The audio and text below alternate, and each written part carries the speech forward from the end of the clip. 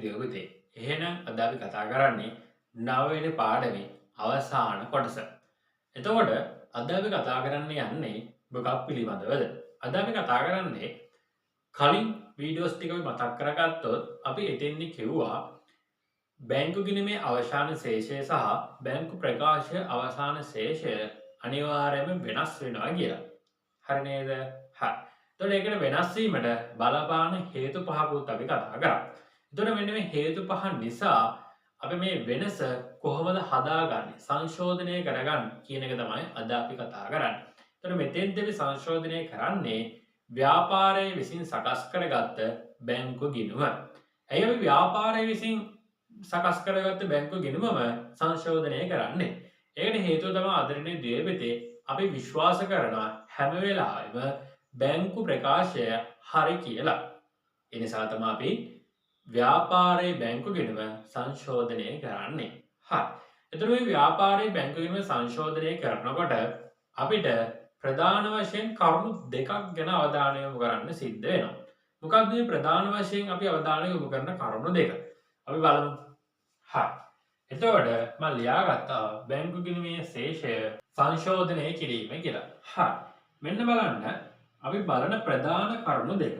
එකක් තමයි අපේ බැංකු ගිණුමේ වැරදි සහ අත්වැරදීම් තියෙන්න පුළුවන්. වැරදි සහ අත්වැරදීම් තියෙන්න පුළුවන්. හරිද? දෙවෙනි කොටස තමයි මෙන්න මේවා. තැන්පත් කළ නමුත්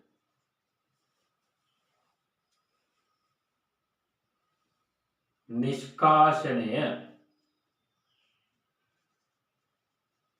නොවූ. තැන්පත් කළ නමුත් නිෂ්කාශනය නොවූ. දෙවෙනි එක නිකුත් කළ නමුත්. නිකුත් කළ නමුත් ඉදිරිපත් නොවූ. හරිද? දැන් අපි කලින් වීඩියෝ එක බැලුවා නම් ඔයාලා මතක් කරනවා මේ දෙක මොකක්ද කියලා. හරි. එතකොට මේ වැරදි සහ අත්වැරදීම්. වැරදි සහ අත්වැරදීම් විදිහට අපි සලකන්න ආදරණීය ද්වේපිතේ මෙන්න මේ කරුණු තුන. මොනවද? ඍජු ප්‍රේෂණ. ඍජු ප්‍රේෂණ. දෙවෙනි එක ස්ථාවර නියෝග.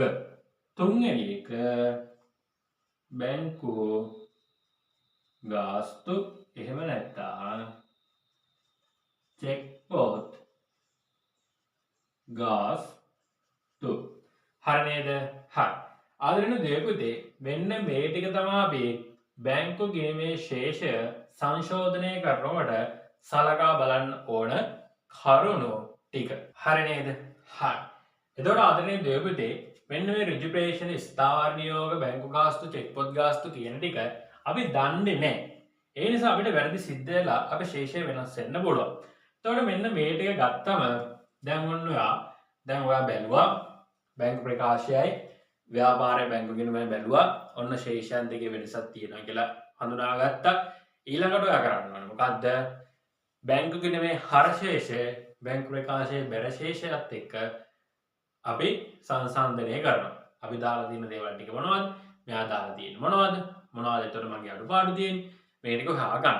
ඊට පස්සේ අපේ බැර තීරුව එයාගේ හර තීරුවත් එක්ක බලනවා.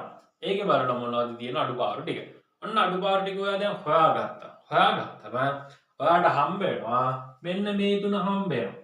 ඍජු ප්‍රේෂණ, ස්ථාවර නියෝග, බැංකු ගාස්තු, චෙක් පොත් ගාස්තු. ඔන්න ඔය ටික හම්බ වෙනවා. ඔන්න ඔයා එහෙනම් මේ ටික දාලා සංශෝධිත බැංකු ගිණුමක් හදනවා. මොකද හදන්නේ? සංශෝධිත බැංකු ගිණුමක් හදනවා. එහෙනම් අපි ඔන්න ලියා ගන්නවා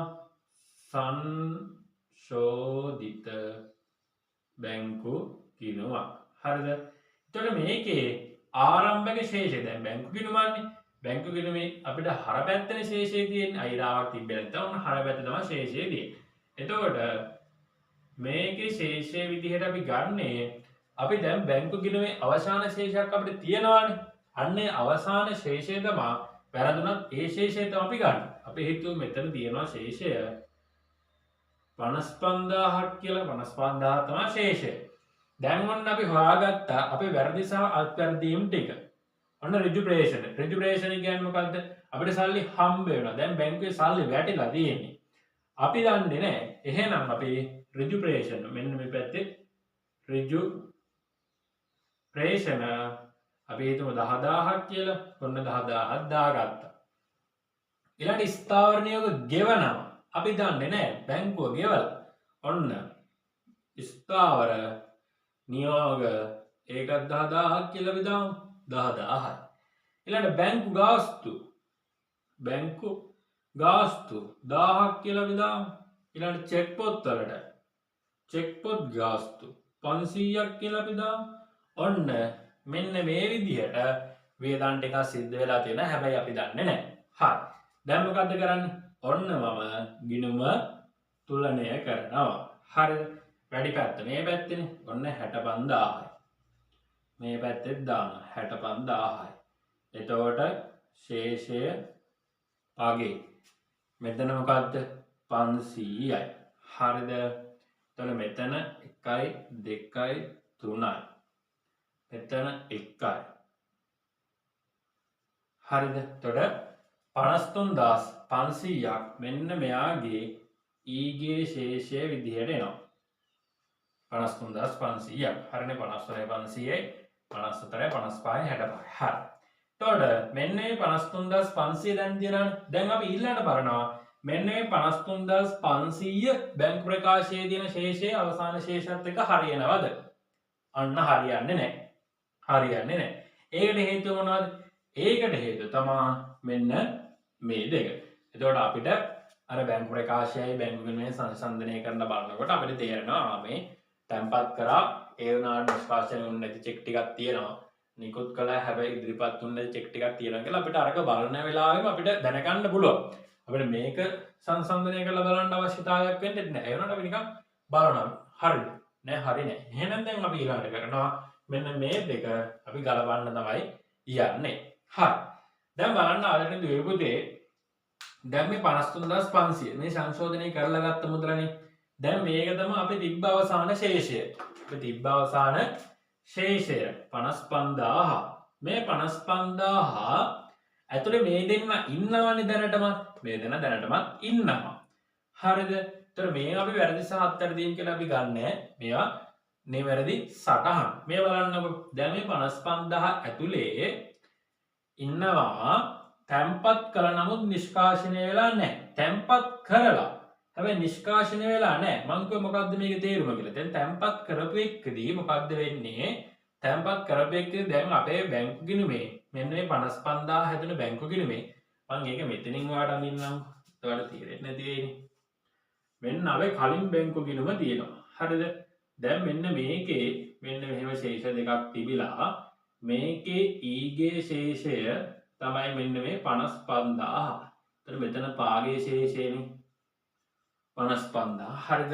මෙන්න මේ 55000 එන අවස්ථාවේදී අපි මෙන්න මේක දාලානේ තියෙන්නේ තැම්පත් කළ නමුත් නිෂ්කාශන. අපි 415 කියන චෙක් පත අපි හිතමු ඔන්න 415 කියලා චෙක් පතක් තියෙනවා රුපියල් 5000ක කියලා.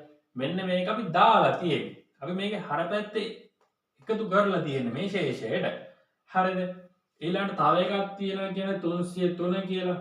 ඔන්න ඒක 7000. හරිද? මේකත් අපි දාලා තමයි මේ 55000 ඇවිල්ලා තියෙන්නේ. එතකොට මෙන්න මේ 53500 ඇතුලේ මේ දෙන්න දැනටමත් ඉන්නවා. මේ දෙන්න දැනටමත් ඉන්නවා. සරලව තේරුම් ගන්න. මේක බොඩි ලොජික් එකක් තියෙනවා. හරිද? මේ දෙන්න දැනටමත් ඉන්නවා. හරිද? දැන් අපි ඊළඟට දැන් අපි ශේෂයන් දෙක හරි ගස්ස ගන්න යන්නේ. අපි මේකට හදනවා මෙන්න මේ වගේ ප්‍රකාශයක්. බැංකු සැසඳුම් විස්තරය කියලා එකක් හදනවා. බැංකු සැසඳුම් මම මෙතනින්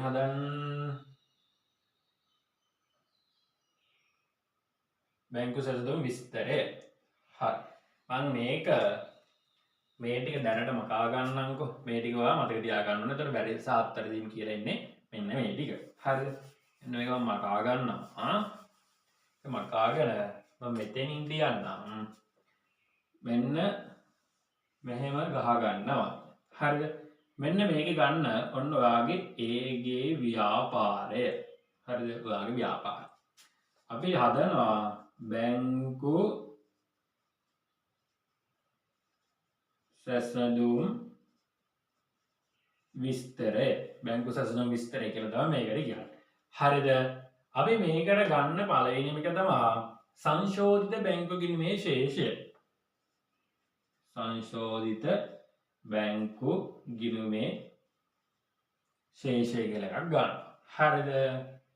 ඊළඟට ගත්තම අපි මෙහෙම තව තීරු දෙකක් ගහ ගන්නවා. හරිද? සංශෝධිත බැංකු ගිණුමේ ශේෂය. දැන් කීයද ශේෂය? 53000යි නේ. මෙන්න 53000 දා ගන්නවා මෙතන. 53500යි. 53500යි. හරිද? 53500යි. මේක ගැන හිතන්න එපා. මේක තව මෙහෙට එන්න ඕන. හරි අපි මෙහෙම ඉඳගමුකෝ එහෙනම්. හරි. අන්න 53500යි. හරිද? මේකට අපි එකතු කරනවා සහ අඩු කරන දේවල් ටිකක් තියෙනවා. එකතු කරනවා සහ අඩු කරන දේවල් ටිකක් තියෙනවා. හරිද? එතකොට මේකෙදී මෙන්න මේ තනි තීරුවක් විතරක් අපිට ගන්නත් පුළුවන්. එහෙම නැත්නම් මේකට තීරු දෙකක් ගන්නත් පුළුවන්. හරිද? එක තීරුවක් ගන්නත් පුළුවන්, තීරු දෙකක් ගන්නත් පුළුවන්. ඒක ප්‍රශ්නයක් නෑ. අපි ඕන මෙතන වාගේ පහසුවට අපි එක තීරුවකින් යමුකෝ. හරි. එතකොට දැන් මේකට එකතු කරන්න ඕන. එකතු කරන්න මොනවද කියලාද ඔයාලට හිතෙන්නේ? දැන් මේ ශේෂයට අපි එකතු කරන්න ඕන. හරිද? අපි දැන් මේක බලමු. තැම්පත් කරා. තැම්පත් කරනකොට මං කිව්වා වාගේ මේ 55000 මෙන්න මේ ගත්ත 55000 ඇතුළේ මෙන්න මේ දෙන්න ඉන්නවා. හරිද? මෙන්න මේ දෙන්න ඉන්නවා කියලා කියන්නේ මේ ශේෂයෙන් අපි අඩු කරන්න තමයි ඕන. තැම්පත් කළ නමුත් නිෂ්කාශනය නොවූ චෙක් අඩු කරන්න ඕන. ඇයි ඒ බැංකු ප්‍රකාශයේ මෙයා නැහැ. බැංකු ප්‍රකාශයේ මෙයා නැහැ. හරිද? එහෙනම් අපි දාගන්නවා තැම්පත් කළ නමුත් නිෂ්කාශනය නොවූ චෙක් කියලා. හරිද? එතකොට මෙතන ඔන්න තියෙනවා දෙකක්. මොකක්ද තියෙන දෙක? 303 415 7000යි 5000. හා ඔන්න අපි ඒක දාගත්තා. ඊළඟ නිකුත් කර නමුත් ඉදිරිපත් නොවූ චෙක්. නිකුත් කරලා හැබැයි ඉදිරිපත් වෙලා නැහැ. නිකුත් කරා කියන්නේ මෙන්න මේ 55000 ඇතුලේ මෙයාගේ බැරට මේක සටහන් වෙලා තියෙන්නේ. අපි ඒකටත් දාගමු. ඔන්න 210 කියලා චෙක් එකක් තියෙනවා රුපියල් 5000යි. 211 කියලා තියෙනවා රුපියල් 3000යි. හරිද? රුපියල් 3000යි. දැන් ඔන්න ඔය දෙකත් මේක ඇතුලේ නිකුත් කරලා තියෙන්නේ. හැබැයි බැංකුව දන්නේ නැහැ. එයාගේ ශේෂය වැඩි. හැබැයි මේ සංශෝධිත ශේෂය ගන්නකොට මෙන්න මේ 53500 ගත්ත අපි 55000යි. මෙන්න මේ 55000යි. මෙයා බැරට ඉන්නේ. අඩු වෙලා. එහෙනම් අපි මොකද්ද කරගන්න ඕන? මේ නිකුත් කරන නමුත් ඉදිරිපත් නොවූ චෙක් ටික අපි මෙයාට එකතු කරන්න ඕන. මෙයාට එකතු කරන්න. ඇයි බැංකුවෙන් තාම අඩු වෙලා නැහැ. අපේ අඩු වෙලානේ තියෙන්නේ. ඒ නිසා අපි එකතු කරගන්නවා 210 211 5000යි 3000යි. දැන් මෙන්න මේ විරක් ගහ ගන්නවා අපි. මෙතන 8000ක් එනවා. දැන් මේක එකතු කරනවා 53 8යි කියන්නේ 61යි 61යි 500යි. මෙතන 7යි 5යි 12යි. මෙතනින් 12000ක් අඩු වෙනවා. දැන් ඔන්න එනවා 500යි 11න් දෙකක් ගියා 9යි 5න් එකක් ගියා 4යි 49500යි. මෙන්න මේ 49500 තමයි ඔයාට බැංකේ මාසේ අන්තිමේට එවපු බැංකු ප්‍රකාශයේ වටිනාකම වෙන්නේ. හරිද? එතකොට මෙතනින් අපි වාක්‍යයක් ලියා ගන්නවා. අපි හිතමු මේක ජනවාරි වලට හැදුවේ කියලා. ජනවාරි 31 දිනට බැංකු ප්‍රකාශයේ ශේෂය කියලා අපි වාක්‍යයක් ලියා ගන්න. ඒක 49500යි. හරිනේද අදන්නේ දෙවිලි. එතකොට මේක ඔයා නැවත බලන්න ඕන. මොකද මෙතන පොඩි ලොජික් එකක් තියෙනවා හැමෝම වරද්ද ගන්න. තොර මෙන්න මේ ටික ඔයා අඩුව කටපාඩම් කරලා හරි මේ ටික හොඳට මතක තියාගන්න ඕනේ. මේ පාඩමේ වැදගත්ම ටික තමයි මේක. ඒ නිසා මේක හොඳට ඔයා ඔළුවේ දාගන්නව ඕනේ. අපි තව වීඩියෝ එකක් අරන් එන්නම් මේකේ ගණන් සම්බන්ධයෙන්. එතකොට මම මෙතන උදාහරණයක් කතා කරේ. අපි සම්පූර්ණ ගාන ඔයාගේ පෙළපොතේම තියෙන සම්පූර්ණ ගානක් අපි කතා කරමු. එතකොට ඔයාලට හොඳ අවබෝධයක් ලබා ගන්න පුළුවන් වීඩියෝ එක බලපළ. එතකොට පෙළපොතේ ගානක් තියෙනවා. ඒකත් එක්ක සංසන්දනය කරලා අපිට මේක ලස්සනට කරගන්න පුළුවන්. එහෙනම් මේ වීඩියෝ එක අනිවාර්යයෙන් හොඳට බලන්න. මේ ටික හොඳට මතක තියාගන්න. මේවා අනිත් අය වරද්දන තැන්. එතකොට මේක මම ඔයාලට හොඳට පැහැදිලි කරා. එතන මොකද්ද මේ සිද්ධ වෙන්නේ කියන එක හොඳ පැහැදිලි අවබෝධයක් ඔයාලට දැන් තියෙනවා. මේ වෙනකොට මතක නැත්තම් ආපහු රිවයින්ඩ් කරලා ආපහු මේ වීඩියෝ එක බලන්න දෙපාරක් තුන් පාරක් අනිවාර්යෙන් බලලා හොඳට මේ කරුණු ටික ඔළුවට දාගන්න. අපි ඉක්මනටම සම්පූර්ණ ගානක් කතා කරලා මේ පාඩම සම්පූර්ණයෙන්ම අවසන් කරමු. එහෙනම් අදින දේවපති ඊළඟ වීඩියෝ එකෙන් ඉක්මනටම අපි හම්බෙමු. ඒකද අපි කතා කරමු ගානක් කොහොමද අපි සම්පූර්ණයෙන්ම හදලා අවසන් කරගන්න. ඉතින් මේ පාඩම ටික අමාරු පාඩමක්. අමාරු පාඩම කියන්නේ මෙන්න මේ ලොජික් ටික තමයි හරියට ළමයිට තේරෙන්නේ නැති. ඉතින් ඔයාට මේක හොඳට අහලා සරලවම ඔළුවට දාගන්න පුළුවන්. අපි ඊළඟට සම්පූර්ණ ගානක් හදමු. එහෙනම් අදින දේවපති ඊළඟ වීඩියෝ එකෙන් අපි ඉක්මනටම හම්බෙමු. එතකම් මේ සියලුම කරන ඔයාගේ ඔළුවේ හොඳට දාගෙන තියාගන්න. අපි හොඳට විභාග වලට ෆේස් කරලා හොඳ රිසල්ට් එකක් අරගෙන අපි හොඳ වැදගත් පුද්ගලයෙක් බවට පත් වෙමු. සාර්ථක වෙමු. මෙන්න ඊළඟ වීඩියෝ එකෙන් අපි ඉක්මනට හම්බෙමු.